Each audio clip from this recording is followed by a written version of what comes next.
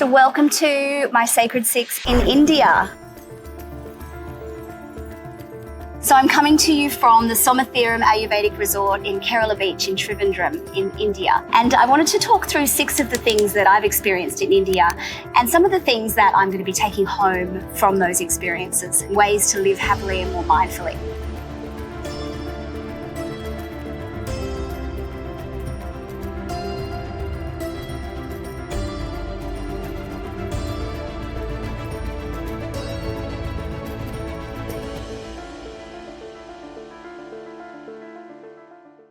Welcome to Beautiful Inside by Beauticate. I'm Sigourney Cantelo. For over 20 years as a magazine beauty and health director and founder of Beauticate, I've shared stories about how to be beautiful on the outside. But recently, I've also been on my own journey to uncover what it means to be beautiful within. Inspired by my own experiences with mental health and healing, I'm meeting people who have remarkable stories to share. How have they come back from the brink of adversity and reclaimed their power?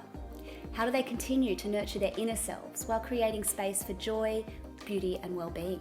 This season, I'm thrilled to introduce our Sacred Spaces series, proudly brought to you by King Living. In this series, I'll be talking to designers and creatives who've crafted their homes and spaces for optimum wellness, connection and happiness.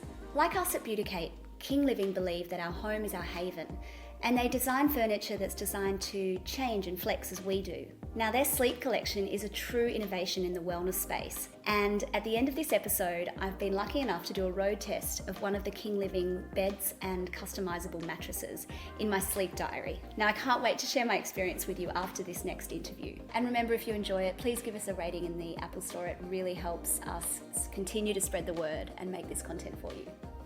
Beautiful Inside acknowledges the traditional custodians of the land that this podcast is recorded on, and we pay our respects to elders past, present and emerging. Now, let's talk about India and my Sacred Six. So number 1 is Ayurveda. You have to experience Ayurveda when you're in India. Now, I'm staying at an Ayurvedic health resort. I'm staying here with my mum, Maxine. She's an executive producer in TV, so it's amazing to have her come and help shoot my content. Getting to Trivandrum via the new Malaysia Airlines route is quite an experience. It's a day flight from Sydney with a layover in Kuala Lumpur, where the lounge is fantastic. Make sure you try the curries and delicious laksa. From there, it's a pretty quick flight to Trivandrum that lands around midnight. I love Malaysian food, and the food on board is excellent, especially the assorted satay in business class. And the live flat beds are incredibly cozy. Somatheeram was the first Ayurvedic health resort in the world, and it combines the concept of staying in a resort-style atmosphere with the medical side, the Indian medical side of Ayurveda. Somatheeram is situated high on a cliff overlooking the stunning Malabar beach in Kerala, India.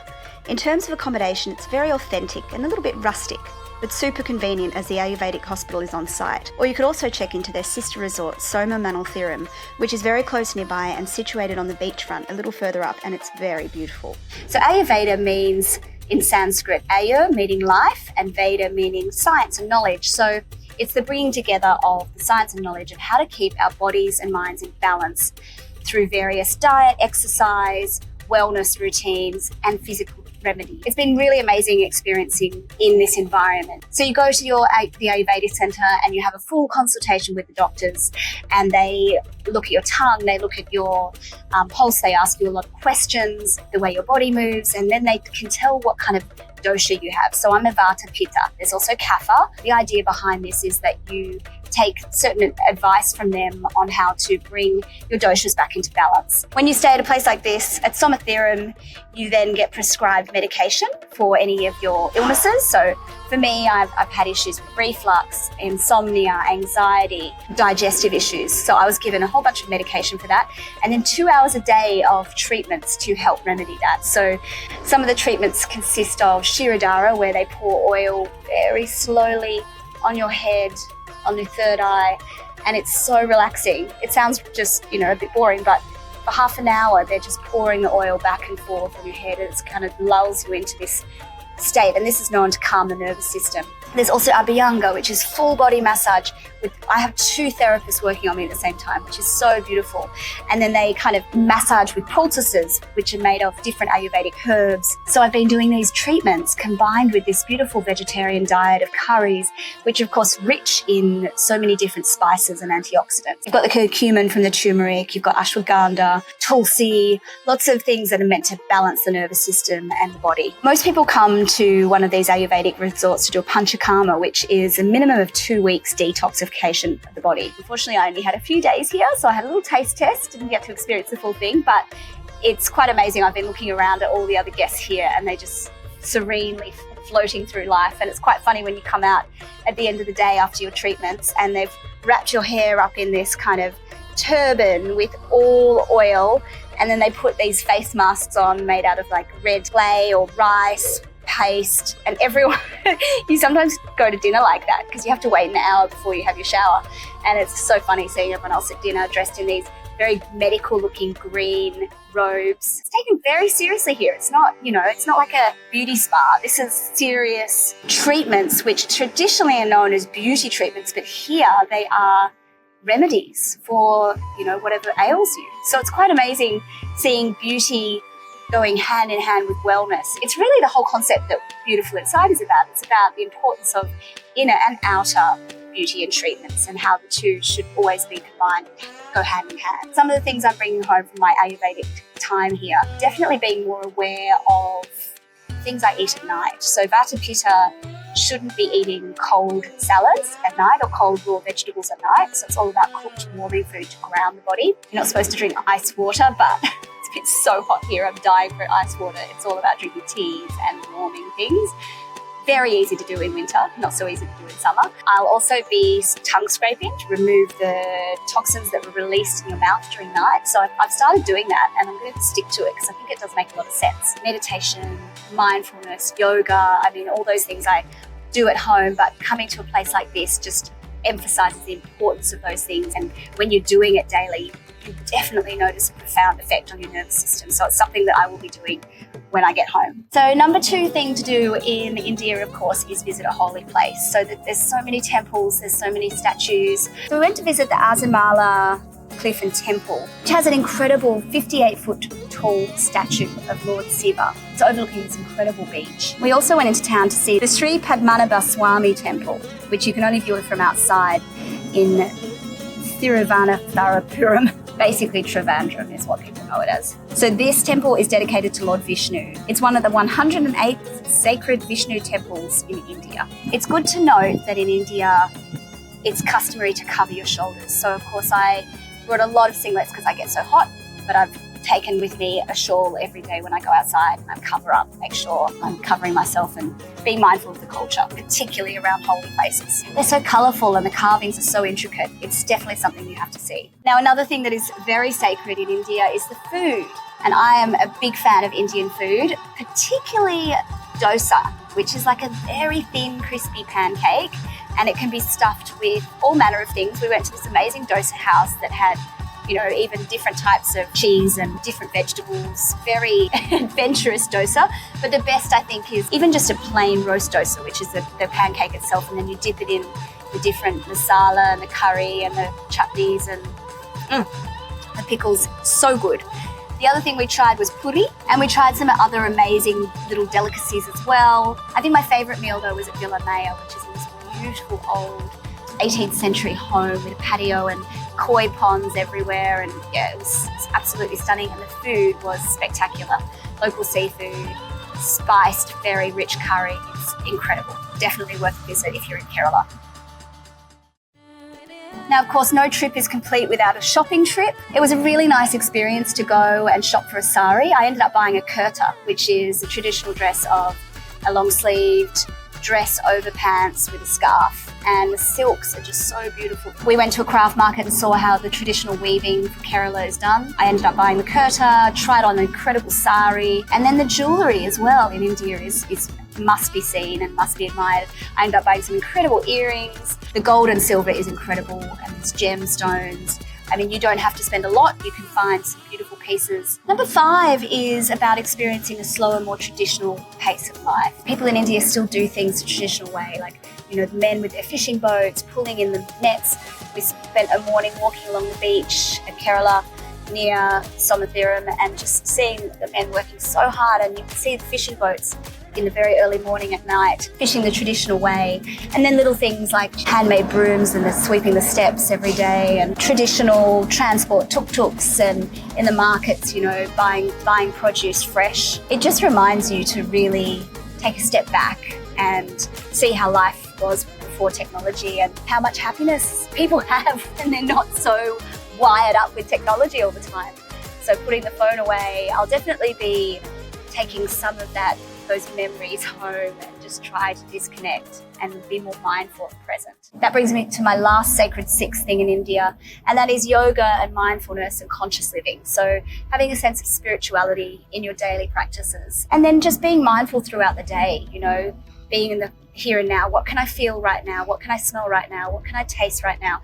Engaging the senses and having that awareness to where you are in time. And that's all very Eckhart Tolle, but being in the moment and being in the present. And I think the Indians do that so well. And that brings us in full circle back to Ayurveda. A lot of that is about the science behind how our mind and body are connected and how we can prevent illness and disease simply by being more present in our body, by being more connected to a higher power. I think spirituality is something that is so dissed these days, by people who are atheists or whatever, but it doesn't have to mean going to church. It doesn't have to mean belonging to a religion. It can simply be being aware of yourself in relation to the universe and knowing that we are very small in comparison to nature and everything beyond us, and having that sense of prayer and mindfulness. It may not be praying to a specific deity, but being somewhere like India reminds you of the power of those practices that encourage stillness and introspection.